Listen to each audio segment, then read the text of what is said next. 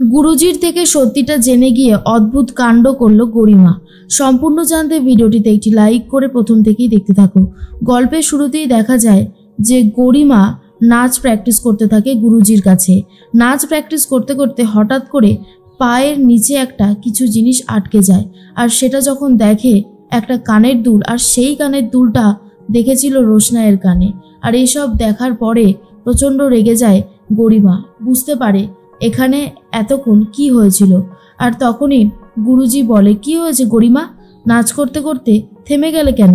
গরিমা তখন বলে, ব্যাপার আছে বলেই তো থেমে গেলাম গুরুজি। আচ্ছা গুরুজি, এখানে তো কিছুক্ষণ আগেও নাচ প্র্যাকটিসই হচ্ছিল তাই না? আর তখন গুরুজি বলে, হ্যাঁ হচ্ছিল তো, কেন কি হয়েছে? গরিমা তখন বলে, আচ্ছা এই কানের দুলটা কার?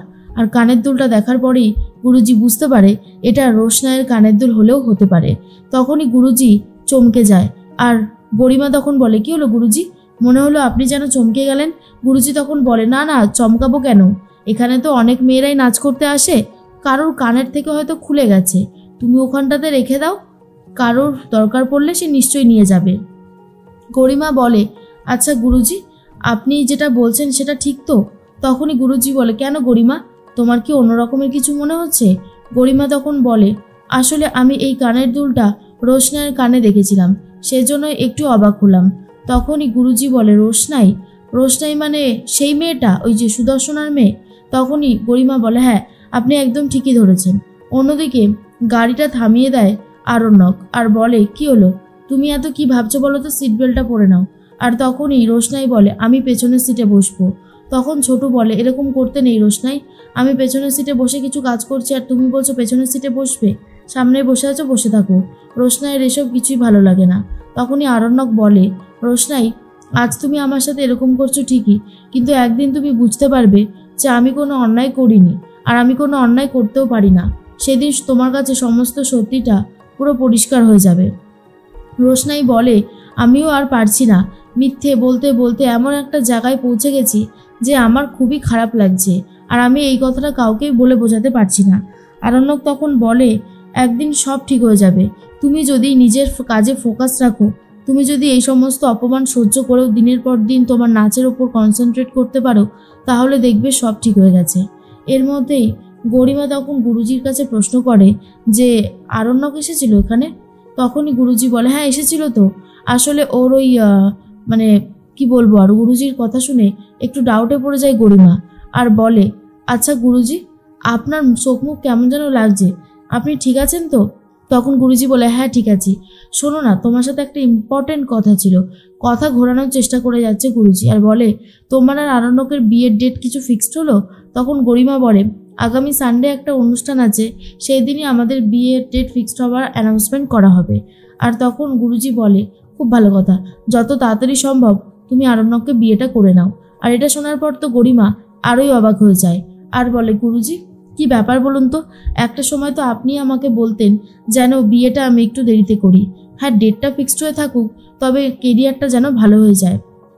গুরুজি তখন বলে, হ্যাঁ এখনও সেটাই বলবো, কিন্তু তবুও আরণ্যককে দেখার পরে ভুলটা ভেঙেছে, আর আরণ্যকের যা ফ্যামিলি আছে দেখলাম, ওরা তোমাকে কোনো কিছুতেই বাধা দেবে না, তাই তুমি নিঃসন্দেহে বিয়েটা করতে পারো। গরিমার পুরোপুরি অবাক লাগছে এই গুরুজির কথাগুলোকে। তখনই গরিমা বলে, বুঝতে পেরেছি গুরুজি, আপনি কি বলতে চাইছেন। গুরুজি বলে, আসলে যত তাড়াতাড়ি সম্ভব বিয়েটা করে নেওয়াটাই ভালো, আর ওই রোশনাই ওর থেকে আরণ্যককে একটু দূরে দূরেই রেখো। আর এটা শোনার পর তো গরিমা বলে, এক মিনিট গুরুজি, আপনি কি করে জানলেন যে রোশনাই আরণ্যকের বাড়িতেই রয়েছে, ওকে দূরে দূরে রাখতে হবে কেন গুরুজি? আপনি পরিষ্কার করে কেন কিছু বলছেন না, আমি বুঝতে পারছি না। গুরুজি বলে, আসলে মনে হলো তাই বললাম, আর ওই কারোর কাছ থেকে জেনেছি, হয়তো কোথা থেকে জেনেছি সেটা এই মুহূর্তে মনে পড়ছে না। তখনই গরিমা বলে, নিশ্চয়ই আপনি আমার মায়ের থেকেই জেনেছেন, আর কার থেকেই বা জানবেন তাই না? তখন গুরুজি বলে, হ্যাঁ এটা হতেই পারে এটা। তখনই গরিমা বলে, একটু আগে দেখলাম আরণ্যকও এখানে এসেছিল, ও বললো ও নাকি ওদের ফাংশনের জন্য আপনাকে ইনভাইট করতে এসেছিল, আর তারপরে আমাকে নিয়ে আবার একটু রেস্টুরেন্টেও গিয়েছিল। তখনই গুরুজি পুরো ব্যাপারটা বুঝতে পারে যে আরণ্যক ইচ্ছে করে গরিমাকে নিয়ে রেস্টুরেন্টে গেছিল, যাতে গরিমা আমার কাছে আসতে না পারে, আর আসলেই তো রোশনাইকে দেখে নিত। ছেলেটা কি যে করতে চাইছে কে জানে, আমি তো ক্লিয়ারলি বলতেও পারবো না গরিমাকে সবটা, তাহলে যে আমিও ফেসে যাব, কিন্তু গরিমাকে আমায় সাবধান করতেই হবে। ওর কোনো বিপদ হোক সেটা আমি কখনোই চাই না, আজও চাই না, আর কোনোদিন চাইবও না। ও আমার স্টুডেন্ট, ওকে আমি খুবই ভালোবাসি আর ওকে খুব রেসপেক্ট করি। ও যেভাবে আস্তে আস্তে একজন শিল্পী হয়ে উঠছে আর এত সুন্দর ওর পারফরমেন্স, সেটা মানে ভাষায় প্রকাশ করা যাবে না। এর মধ্যেই আরণ্যক, রোশনাই আর ছোটু তিনজন মিলে রাস্তায় দাঁড়িয়ে কথা বলতে থাকে। আরণ্যক তখন বলে, ছোটু তুমি ওকে নিয়ে বাড়িতে যাও, আমি একটা কাজ সেরেই আসছি। আর তখনই ছোটু বলে, ঠিক আছে। রোশনাই তখন বলে, বাহ, আপনি তো বেশ চালাক আছেন, আপনি এখন আমাদেরকে বাড়ি পাঠিয়ে দিতে চাইছেন যাতে সমস্ত প্রশ্নের উত্তর আমরা দিয়ে দিই, আর আপনি পরে রিল্যাক্সে বাড়িতে ঢুকবেন, তাই তো? আরণ্যক বলে, আমার একটা কাজ আছে বলেই তো বললাম, না হলে কি বলতাম? আর ছোটুকে সব বলা আছে, তুমি এসব নিয়ে এত ভাবনা চিন্তা করো না তো। আর তখন রোশনাই বলে, আমার যথেষ্ট চিন্তা হচ্ছে, যথেষ্ট হচ্ছে। আপনি কেন এরকম করছেন আমার সাথে? সমস্ত হিসাবগুলো গুলিয়ে যাচ্ছে। রাস্তা থেকে যাচ্ছিল আরণ্যকের বাবা, গাড়ি থেকে সবটা দেখে নেয়, আরও প্রচণ্ড রিয়্যাক্ট করতে শুরু করে আর বলে, আজ একটা হেস্তনেস্ত করে তবেই ছাড়বো। এর মধ্যেই গুরুজি বলে, রোশনাইয়ের ব্যাপারটা তুমি একটু সামলে নিও, আর যত তাড়াতাড়ি সম্ভব যেটা বললাম বিয়েটা করেই নাও। গুরুজির কথা শুনে তখন গরিমার মনে হয় মাও বলেছিল আরণ্যকের হাতে যে ব্যান্ডটা রয়েছে সেম ব্যান্ডটা রোশনাইয়ের বড় ইউজ করে, কিন্তু রোশনাইয়ের বড় তো এত বড় লোক না, তাহলে কি করে এটা সম্ভব? আমার সমস্ত হিসাবগুলো কেমন যেন গুলিয়ে যাচ্ছে। আজকাল আরণ্যক আমাকে আর টাইম দেয় না, কোথাও গেলে ছটপট ছটপট করতে থাকে, একের পর এক কাজগুলো এমনভাবে করে যে আমিও কিছু বলতে পারি না। আমাকে আজকে একটা স্টেপ নিতেই হবে। এর মধ্যেই রোশনাইকে ছোটু বলে, চলো রোশনাই, আর দেরি করো না। এরপর রোশনাই বাড়িতে চলে যাওয়া মাত্রই সবাই মিলে তাকে ছেঁকে ধরেছে। আর বিশেষ করে জাহ্নবী তখন বলে, এই তুমি কোথায় গিয়েছিলে? সত্যি কথা বলো, কোথায় গিয়েছিলে তুমি? রোশনাইকে তখন বাঁচানোর জন্য ছোটু চেষ্টা করছে আর বলে, কেন? আমি তো বলেই গেলাম যে ওকে নিয়ে আমি বই ডেলিভারি করতে যাব। তখনই আরণ্যকের বাবা বলে, চুপ করো ছোটু, মিথ্যে কথা বলো না। বই ডেলিভারি করতে গিয়েছিলে নাকি বাদশার সাথে ওর দেখা করিয়ে দেওয়ার প্ল্যান করেছিলে, কোনটা? এরপরেই রোশনাই ভয় পেয়ে যায়, বুঝতে পারে সমস্ত সত্যিটা সামনে আসতে চলেছে। আর এর মধ্যেই আরণ্যকের মা বলে, তোমার দিন দিন সাহস বেড়েই চলেছে। আর ছোটু, তোমার কাছ থেকে আমরা এটা কেউই আশা করিনি। তুমি যে এখানে থেকে আমাদের সাথে এরকম চালাকিটা করবে সেটা জাস্ট ভাবা যায় না। মিনি বলে, তোমরা সবাই মিলে আমার ছোটুকে কথা শোনাচ্ছ কেন?